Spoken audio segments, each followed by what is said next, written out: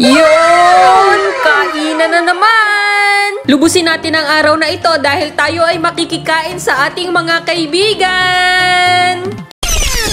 At susugod na nga ang Team Ocampo, maghapon na ito na nasa labas kami dahil dalawa ang ating pupuntahan ngayon na birthdayhan. Pero bago ang lahat, dumaan muna tayo sa paborito nating grocery store, ang Costco. Samahan nyo muna kami at bibili muna kami ng counting grocery at syempre ang regalo, wag natin kalimutan, hindi pwedeng makikain lang tayo.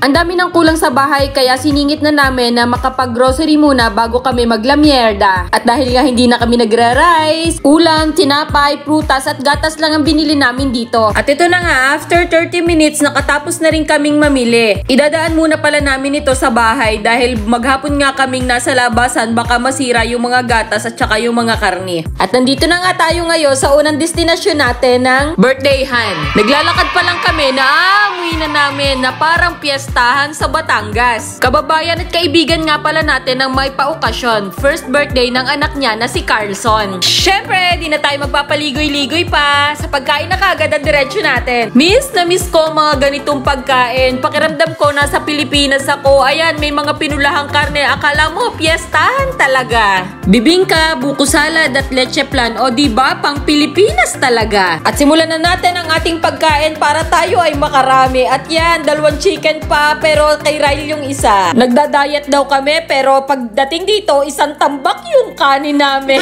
Walang hiya-hiya, puro mga kababayan naman natin ang nandito. Siya nga pala ang ating baby na may birthday. At siya naman ang lolas. At syempre, hindi magpapahulihan si kuya, nagpapacute pop. At si Bunso, iniwan muna sa tabi since tulog naman siya. Simulan na nating manghuli ng mga kumakain. Unahin natin kay Tatay Chito, ang lola ng may birthday. At ito, naispatan naman natin ang ating isang kaibigan. Abaga natin siya sumubo. Ang sexing kumain!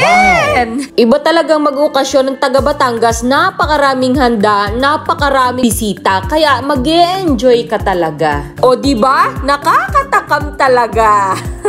Hindi lang ako nag-e-enjoy dito, kundi ang mga kaibigan natin. Bihira lang itong mga ganito na patay baboy dahil karaniwan ang mga nag-okasyon dito, ino-order na lang sa restaurant or sila na mismo ang gumagawa ng mga simpleng pagkain. At nagising na nga ang ating baby na hindi inaalis ang kanyang maskara. At dahil nga napunta kami sa malayo sa aming pamilya at malayo sa mga kamag-anak, nagpapasalamat ako at napapalibutan kami ng mga bababait na tao at mababait na kaibigan. At syempre, mayroong may birthday, hindi mawawala ang palaro. Napansin ko dito na ang mga tatay ang nangungunang manguha para sa kanilang mga anak. Sobrang enjoy dahil ang daming mga bata. At dahil walang palayok dito sa Canada, ito yung pinapalo ng mga bata tapos may lalabas na mga candy. Maraming bata ang sumubok at ang batang to mukhang nag-aarnis, ang lakas niya pumalo. Pero sa huli, si kuya pa rin ang nanalo. Siya ang nakapagpasabog ng napakaraming candy.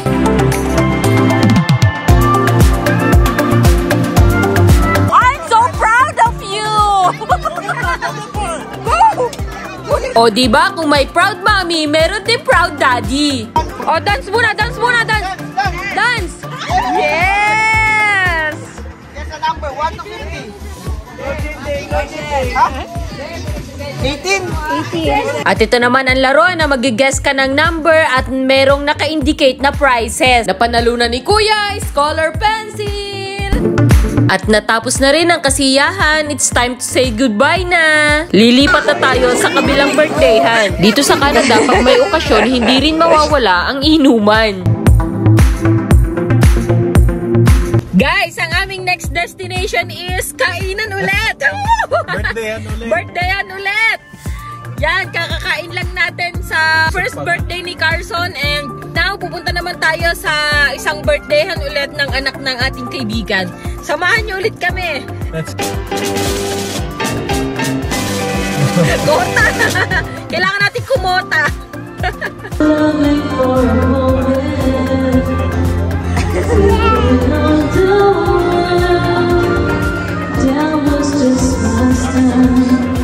Kararating pa nga lang natin, napadali na agad ang kantahan ng ating kaibigan si Macy. Kung sa una natin pinuntahan ay taga Batangas, ito naman ay taga Zamboanga. Tingnan natin kung ano ang kanilang mga handa or pagkakaiba sa handang pang Batanggenyo. Naglaro-laro muna ang mga bata. Tila ba ay sanay na sanay sila sa bahay na aming pinuntahan. Baby girl at 3 years old ang may birthday dito. Hindi naman halata na favorite niya si Elsa. Naghihintay ang mga bata ng mga palaro dito pero mukhang wala silang hinanda kaya nagsariling sikap na lang sila.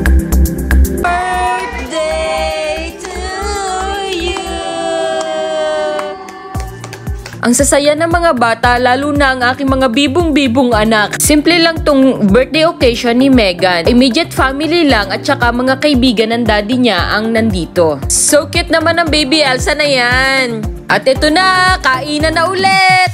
Napakasasarap ng kanilang mga hinanda, ang iba bago sa aking paningin. Bago rin sa aking panlasa. Hindi ko na nga natikman lahat dahil busog pa naman talaga ako. Dito sa Canada, dumating kami nang walang-wala. Wala kaming kaibigan o anumang pupuntahan. Pero nagpapasalamat kami at unti-unti nakabuo kami ng maraming mga kaibigan na alam mong maaasahan sa oras ng pangangailangan. At ito nga, simulan na nating kumain. At ito na nga si Daddy, nagpapakain na sa ating baby bunso.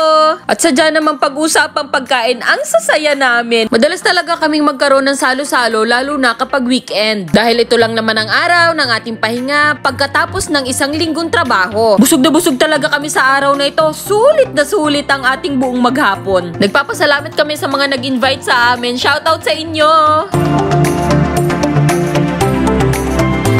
Parang wala namang halos pinagkaiba ang Batanggenyo at Zamboangenyo kung handa ang pag-uusapan. Pareha silang naghanda ng bonggang-bongga para sa kanilang mga mahal sa buhay. At yan nga, natapos na ang ating buong araw ng masaya. Nakita ang ating mga kaibigan, nakapaglaro ang mga bata. Hanggang sa muli, samahan nyo ulit kami sa mga susunod na video. Bye!